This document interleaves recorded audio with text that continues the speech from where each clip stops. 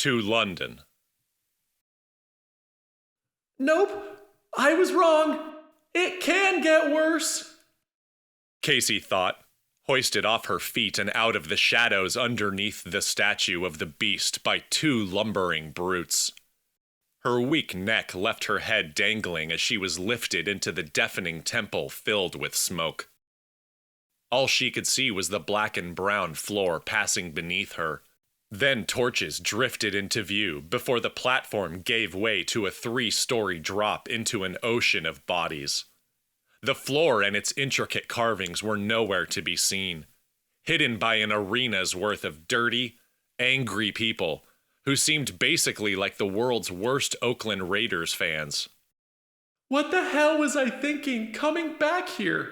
Who are you psychos? Where is Lee? Questions were all she had. Casey fought to get free, but the huge captors with white tattoos gripping her on either side might as well have been stone pillars. Exposed in every way, sweating buckets, dangling by her arms, she felt like a sacrifice to King Kong. Also, why did they leave my glasses on? Casey looked in every direction for some kind of hope, seeing 1,000 eyes, none of them friendly. She thought about screaming for help, as her friend Dennis just had. But it didn't do him any good, so why would it do her any? Serves me right for helping open the door to hell. Smooth move, Case. The naked Raiders fan smeared with blood was holding the ancient knife Lee and Jeff had found in the green room, which had just been used to murder the only person she'd ever seen lose on the second spin in a game of Twister. And who knew the words perfectly to one too many Christmas carols, and tried to kiss me at a UCL Bloomsbury graduate party after having a single blueberry daiquiri. Oh, Dennis, I'm so sorry. She wasn't going to scream for help, but that wasn't going to stop her from screaming, period. Dennis's killer stepped closer, drawing the knife. The look in his eyes, bloodshot, angled sharply down, was something she'd never seen in a man of society. The blade danced, ready to pounce, so she closed her eyes, hoping the end would just happen already. But instead, an explosion went off in the middle of the crowd below, and a mess of Raiders fans were tossed into the air like leaves. One poor bastard who must have been standing directly on the bomb soared into the air like a flaming catapult projectile.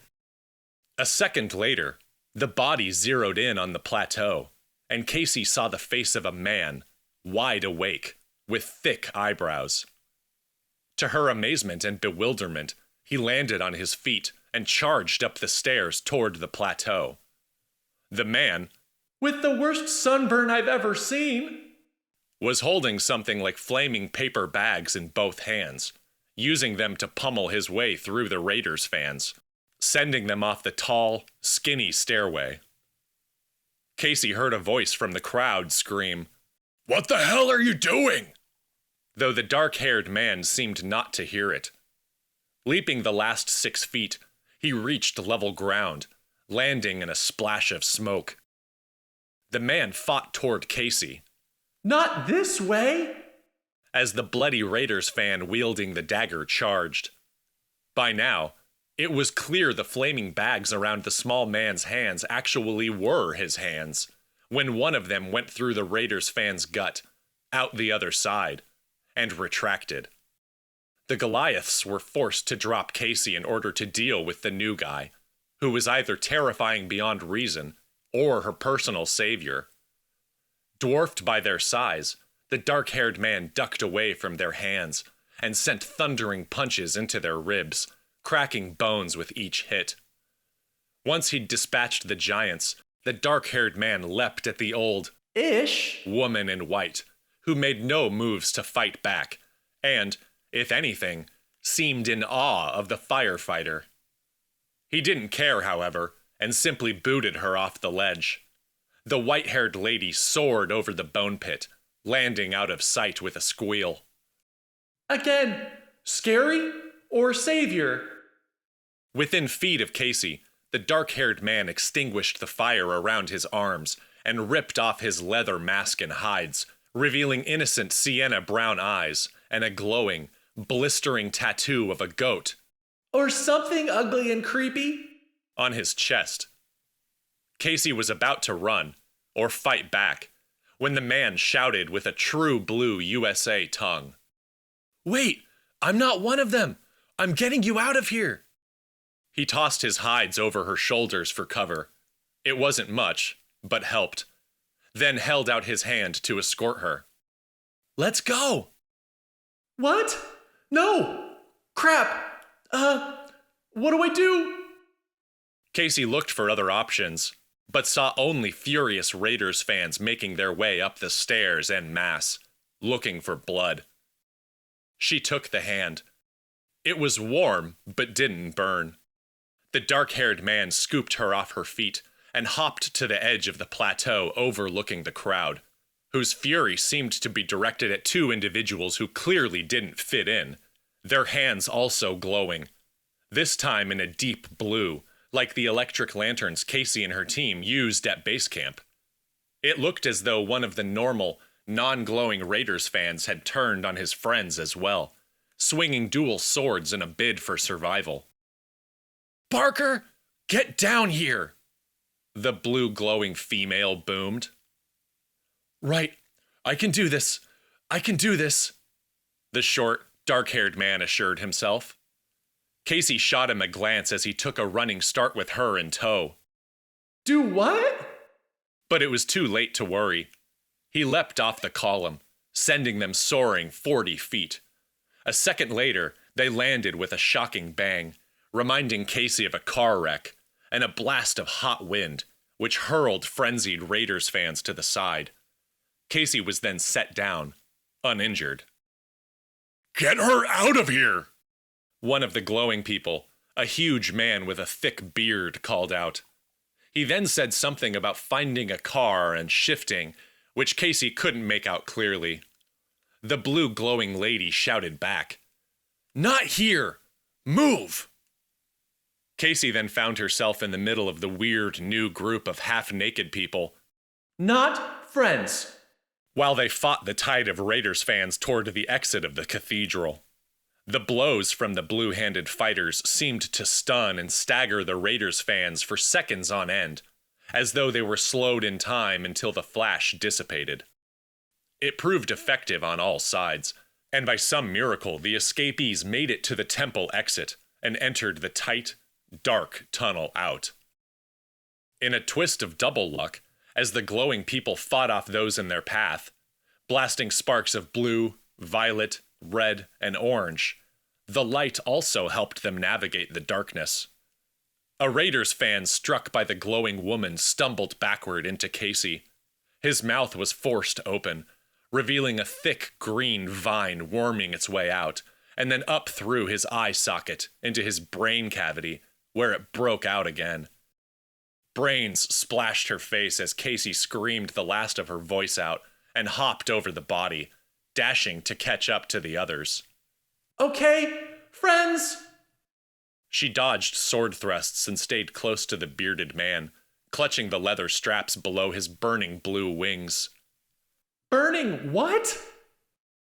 Making it out of the tunnel, the group shot down the dead stairs, pummeling the last few Raiders fans along the way. I think we're going to make it! Thanks for the help, Felix. Where's your wrath? The glowing blue lady shouted angrily at the friendly cult member with them. I told you! I'm not going to! The Raiders fan returned. Glowing blue lady seemed genuinely offended. What? I thought you were kidding! Well, I wasn't!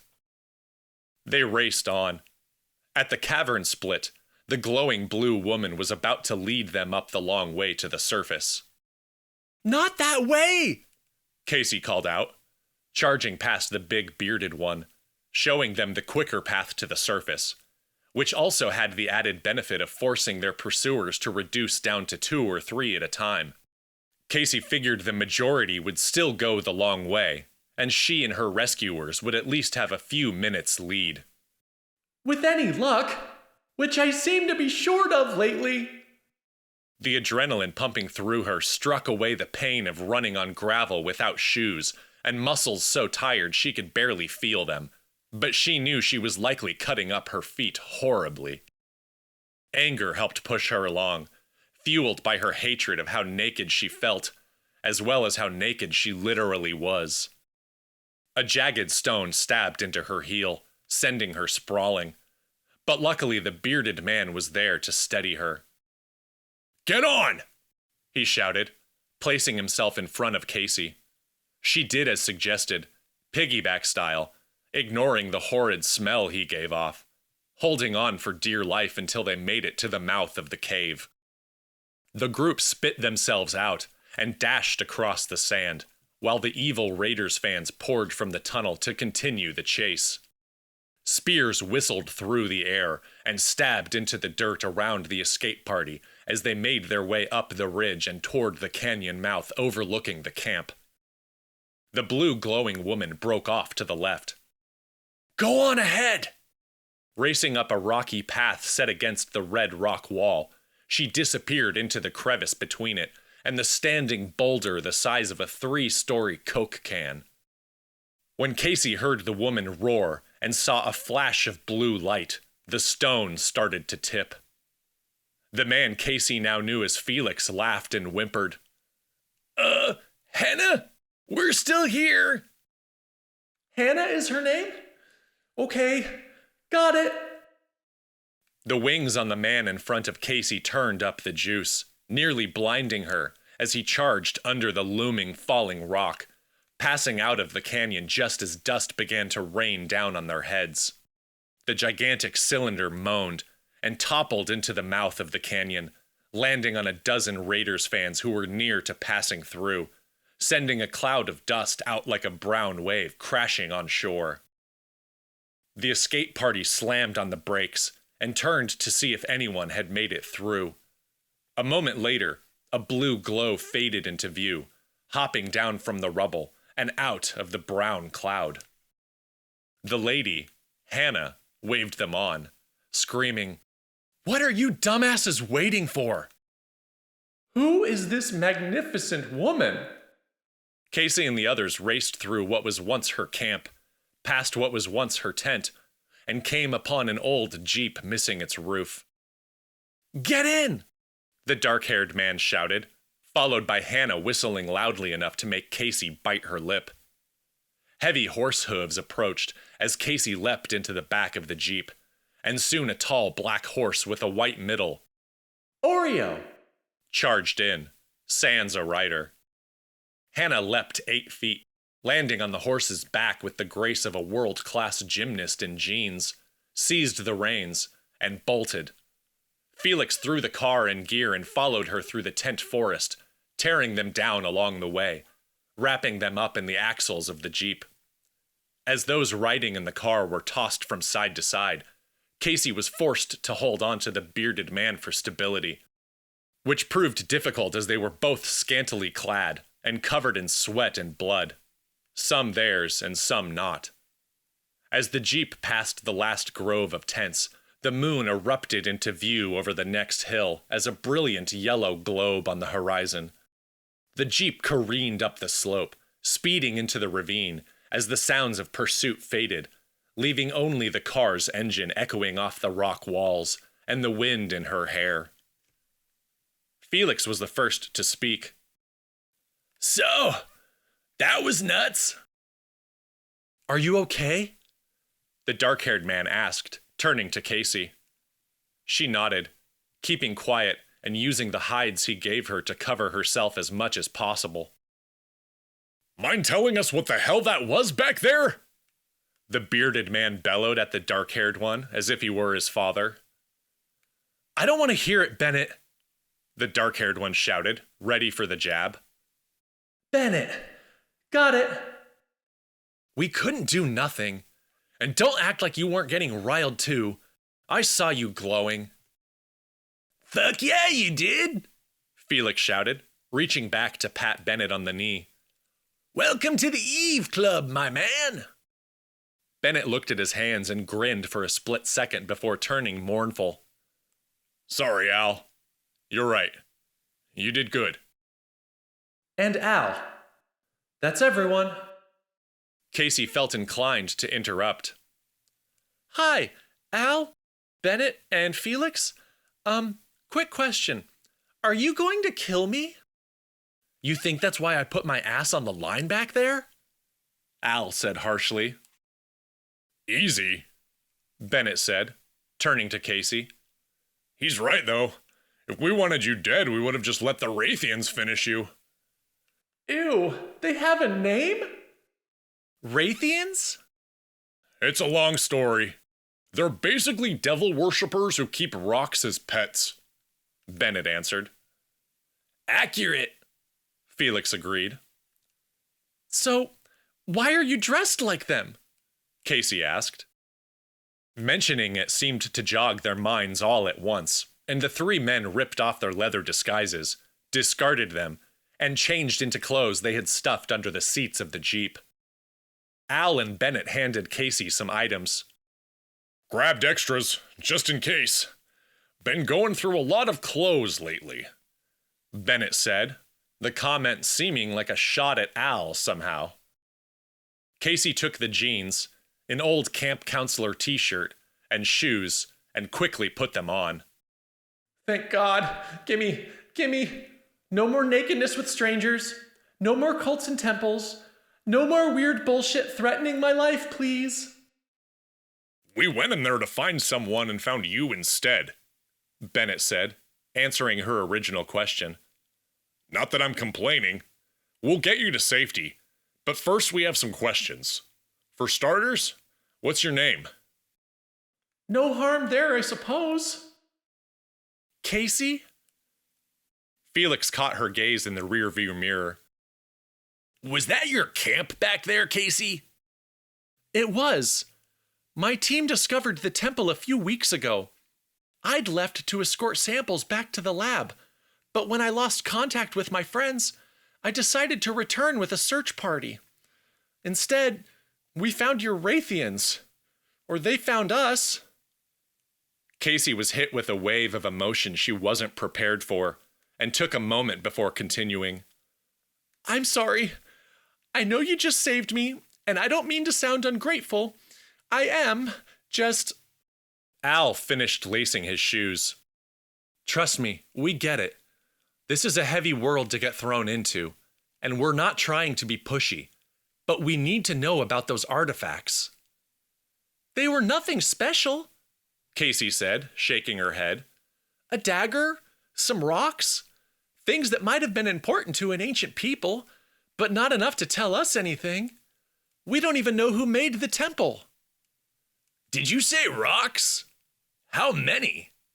Felix asked. 3.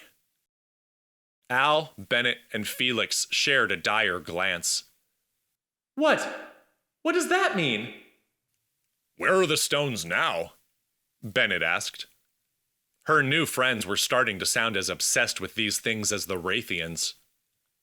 I'm not talking about that. Not until I know my boss is safe. Besides, I only know where one of them is. When I opened the crate we packed, 2 of the stones, as well as the dagger, were missing. Stolen? Al asked. Casey shook her head. They were never loaded. I'm sure of it. Lee, my boss, Professor Evans, wanted to keep them. Couldn't even stand partying with them. That last week, she wasn't acting like herself. Not like herself how? Bennett asked. Lee is always half impulse, half logic. The 2 sides balance her out. But the more time we spent there... Never mind. I left her and another man. I saw his body in the camp, but never found Lee's. I think she's still out there, alive. Is Professor Evans the only one who knows the locations of the 2nd and 3rd stones? Al asked. Casey hated answering these questions, but saw no other way. She nodded. Sounds like Joseph may have her, Felix said casually enough to make Casey angry. Could be using her to find them as we speak, Al said. The rocks? Casey asked. Who's Joseph? There's a lot to catch you up on, and not a lot of time. But we think your boss might have been taken by a bad hombre who wants these stones, Bennett said. Casey couldn't help screaming as she asked, What are you people talking about? The story says an old, evil magic lurks within the stones, waiting to be set free. Felix said, finishing with a cheap haunted house laugh. You're telling me my friends were killed because ignorant assholes believe in shit from the Stone Age? Casey said. Sounds like from even before that. More like the Dirt Age or something, Bennett said, catching the other two men staring at him. What? He asked with an offended tone. Did you just make a joke? Al asked. Bennett folded his arms and looked away at the scenery. Casey broke the ensuing silence. Can we get back to where my boss is and what we're going to do about the Raythians? My friend, we hear you, but we sort of have other priorities at the moment, Felix said with annoying joviality. Who's we? Casey asked, tired of doing so. Call us officers of a higher court, Bennett said. Oh, great. So you're government? Sure, go with that, Al said. No, you're not. Which agency? Casey pressed. Bennett's representing one party. I'm with another. Basically, the highest of the high and lowest of the low, Al said. Start making sense or I'm going to jump out of this car. Okay. Al looked at the others for reassurance. Felix shrugged. Curious what her reaction will be. Bennett put his hands up with a not my problem turn of his head and continued looking over the landscape. Al took a breath before saying, It's heaven and hell. Though that's not technically accurate, Felix tossed on. The archaeologist was stumped for a good 7 or 8 seconds. Okay, that does it. Get out, Case. However you have to do it, just get away. She sat still, formulating her escape, trying to covertly take off her seatbelt. She doesn't believe you guys, Bennett muttered. No, I totally do. I believe in God and Jesus, Muhammad, Buddha, Gandhi, all of it. I see them every day. She sang, And praise be to all blessings. So, struggling to remember even the most basic of Sunday school lyrics. Fine, show her, Al said to Felix. Righto, he answered. Without pause, the driver swung his head to face her, keeping his hands on the wheel. But his face was not his anymore. His human jaw, speckled with curly hair, was stretched downward to a point, as if an arrow were fired, pulling it down. 2-inch razor teeth lifted and lowered from the jaw, leading up into a mangled throat, where they met a thick snake's tongue whipping up and down. The smell of smoke and old meat slapped Casey in the face, as 2 sneering red eyes set in dark sockets glowered at her. She was frozen, like when she'd tried to run in a dream. Or nightmare. Unable to scream, she let out a wet cough instead. The driver's face quickly snapped back into place, with beady little eyes, a long nose, and a mouth that never fully closed. He lifted his cheeks, grinning like a little brother who'd just pulled a prank, then returned his attention to the road. What the fuck? Casey blasted. Felix shrugged. Gotta get you on board somehow. Al caught her gaze. Please, this stuff is real. And from the sound of it, these rocks are bad news. I just want to go home. If you help us, it might actually happen. Casey lowered her eyes. I'm not a part of this. You know what they're saying is true, Bennett started. You said yourself you felt something in the temple, so you must be Eve sensitive. What was it you felt? Casey had never tried to put it into words before, but could only think of one answer that seemed appropriate. Evil, she said. A moment later, they followed Hannah into a grove of trees at the edge of a forest stretching over the hill, continuing on until she seemed satisfied no one would be able to follow. Dismounting, she spanked the horse and gave another piercing whistle. Thank you, love. Now hide. The horse charged through the trees with a whinny, disappearing. Felix stopped the jeep and killed the engine. Anyone hurt? Hannah asked, approaching them, no longer glowing like a lantern. Don't think so. Al shook his head as he and the others exited the car, though Casey stayed put.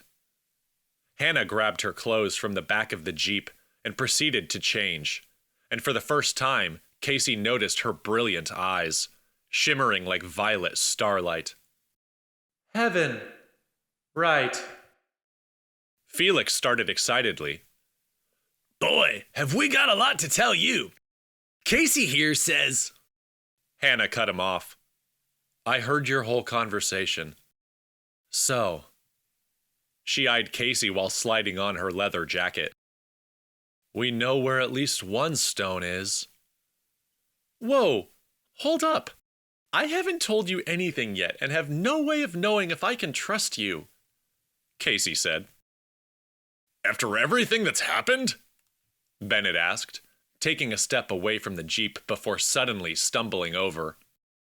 Hey, big guy, Felix called, catching him and helping him to the ground. It was only then that Casey saw the deep cut spilling blood out of Bennett's lower abdomen. One of the spears. I've had worse. Even before dying. Just lightheaded. Bennett's speech slurred. He was losing consciousness. Help him, Casey said. Hannah joined, surveying the wound. He needs to learn to help himself. Felix slapped Bennett's shoulder. Come on, you just had it. Find the rapture again. Bennett moaned, holding his side, looking defeated. What is your goal? Hannah asked him. The glow of Bennett's blue markings intensified. A subwoofer hum grew deep within him. With a sense of awe, Casey witnessed the wound scab over. Attaboy! Felix said, slapping Bennett on the other shoulder. Bennett gave a weak thumbs up. The driver then took a deep breath, looking at Hannah. So, guess we found Gehenna. Hold on a minute, she started, but he jumped back in. You know you felt it, General. Sorry, Hannah, Felix said. Once we passed that doorway, shit, talk about Wrath Central. Might as well have been Eros down there. Hannah still looked skeptical. We don't know what that was, but if it was Gehenna, it would explain why no one has ever been able to find it. Something's been hiding its energy from the kingdoms for hundreds of thousands of years, possibly millions. Starting to look like Joseph's stories are true, Bennett said. If that's so, and these rocks are the genuine article, then we need to know where the others are, yesterday, Hannah said. All eyes turned to Casey. What? I know you don't believe us, Al started, but if your friend is alive, we're your best chance at getting her back in the same condition. We need your help. You need ours. What do you say? Friend? Bennett coughed out from the ground. Casey glanced around at the others, trying to make a decision, knowing there was only one real option. Oh, great. A few minutes later, her trepidations were swept away when she herself was swept across the planet. Casey's aching feet now stood on cool, soft grass. The air was filled with the comforting smell of a recent rain in a familiar city park and its surrounding pavement metropolis. Water was streaming through rattling tin gutters beyond the outskirts of the park. A few yards away sat the lumbering tree beside a bike path where she often sat and ate her lunch. Oh my God, it's Gordon Park. They had arrived in London. After placing a hand on Hannah, closing her eyes to think of the university, and a violent poof, Casey was somehow home. The white flash the others called a shift was awful. We'll leave it at that. And she wanted to move on from its memory, as well as the vomit she left on the ground, ASAP. Needing no other proof of their legitimacy as otherworldly beings, she led her new friends through the park, finding it hard not to look suspicious with them in tow. Have none of you ever been in society before? Veering off the walking path, they approached a steel-barred wall with spiked fence posts across the street from a long, brown, brick building, 5 stories tall, with white window frames, sitting in a mixture of student and residential housing. "That's the archaeology building," Casey said, pointing. "My office is inside." Bennett and Felix nodded and started toward the park exit without hesitation. "Wait!" Casey said, hurrying to block them. Felix looked confused. "But you just said it was in there." "Yeah, but trust me, this will go a lot smoother if we don't all go in there and start setting fires. No offense, Al," Casey said. "My name's Alex, actually, just so you know." For a guy who was on fire a few moments ago, Alex's demeanor could not have been sweeter. "I'm sorry, Alex." Casey then turned to Hannah. "Ma'am, I realize this is your show, but permission to make a suggestion?" Hannah chuckled. "Shoot." "Alex and I go in. Keep it small and casual. They know me. They won't be suspicious if I bring one person along." "Why Barker?" Hannah asked. "Frankly, he's the least scary-looking of all of you." The others seemed unsure, especially Bennett, who asked, "What if Joseph shows up?"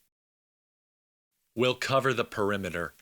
If Joseph arrives, we'll know," Hannah said, giving Casey an approving nod. "Just hurry." "Be careful, Wilbur," Felix said to Alex. He and Casey started across the street to the front entrance, where a handful of students were lounging. Entering the lobby, she led them along its blue and white tile flooring, while Alex began tucking his shirt into his khaki-colored pants and lifting his baseball cap straight back, aiming as high as possible. "What are you doing?" she asked.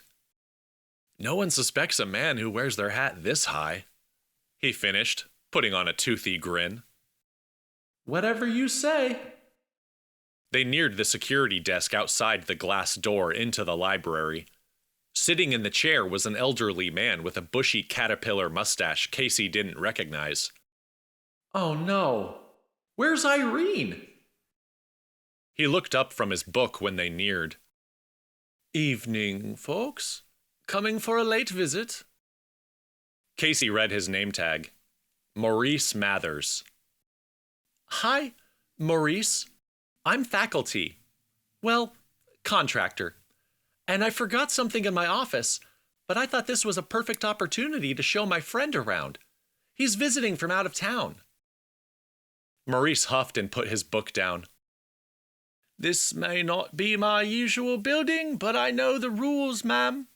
Non-student visiting hours are from 9 to 6. Casey started into a lie with trepidation. Where's Lee when you need her? Yes, I know, but I was hoping you could. Alex bounded forward, extending Maurice a handshake. Hiya! Name's Alex. Alex Barker. Great to meet you. Can't begin to tell you how wonderful it's been to walk around your campus here. So green. And I mean the history. He finished, leaving acres of space for Maurice.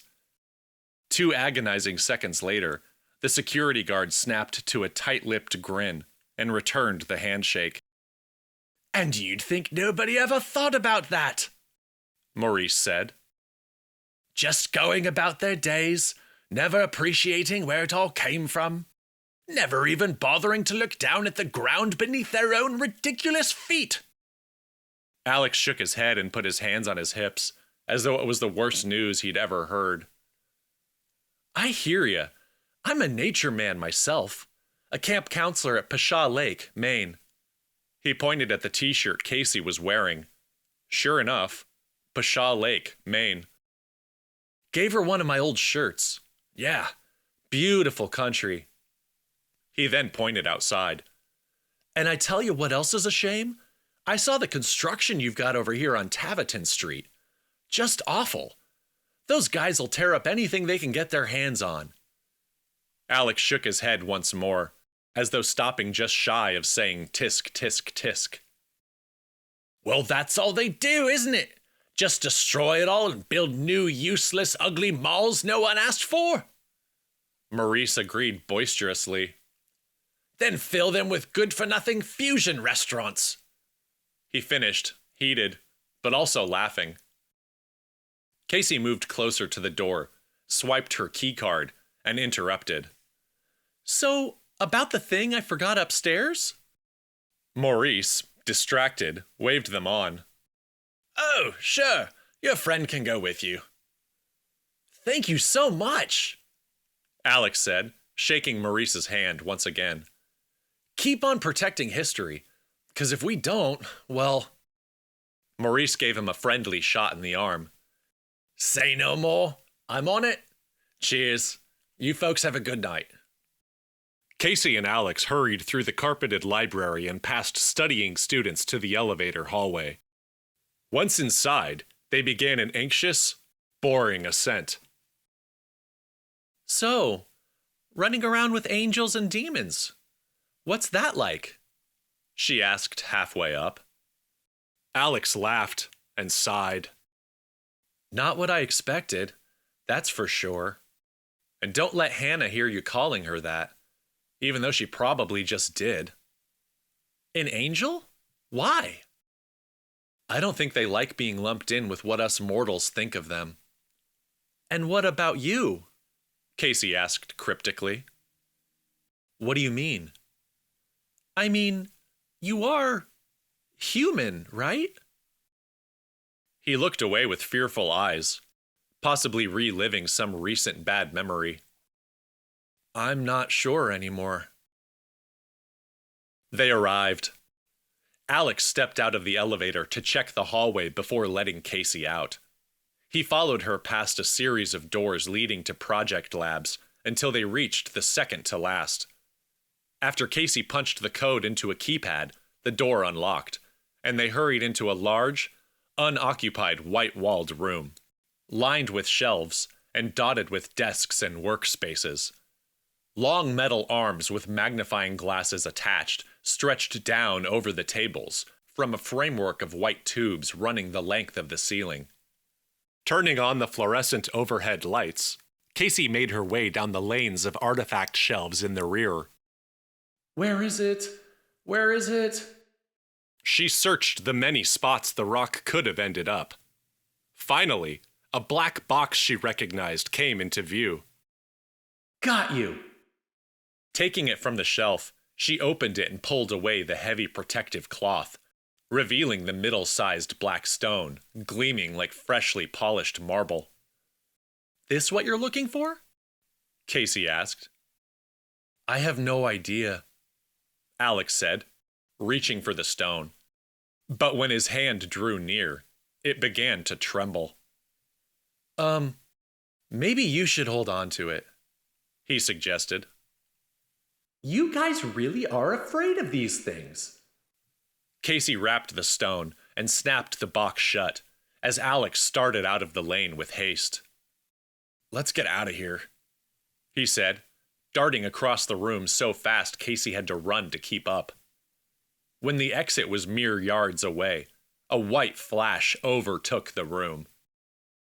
For a second, Casey feared she was about to be transported again, but when the light faded, she was still in the project lab, and 3 new people had joined them. Casey nearly lost her shit when she saw the face of her boss, looking stretched, thin, worn, and pale, and the monstrosity standing next to her, a vile, mountainous figure in a white mask.